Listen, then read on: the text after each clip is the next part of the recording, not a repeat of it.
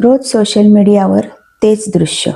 बस, train, रस्ता, station कुठेही सुरक्षित नाही असं का वाटावं मुलींना?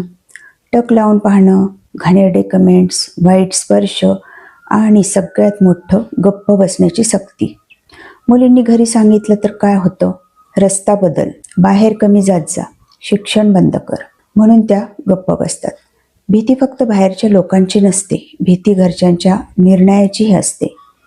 पण प्रश्न एकच, रस्ता आपण का बदलायचा? चूक आपली आहे का?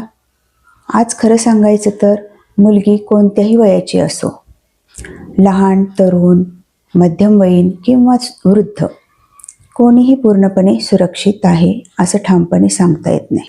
पण आता चित्र बदलते. काही धीट मुली मोबाईल काढून शूट करतायत, आवाज उठवतायत आणि त्यांचं खरंच कौतुक आहे. कारण अशा लोकांना भीती वाटायलाच हवी, आपल्याला नाही. मुलींनो, सहन करू नका, घाबरून शिक्षण सोडू नका, नोकरीही सोडू नका.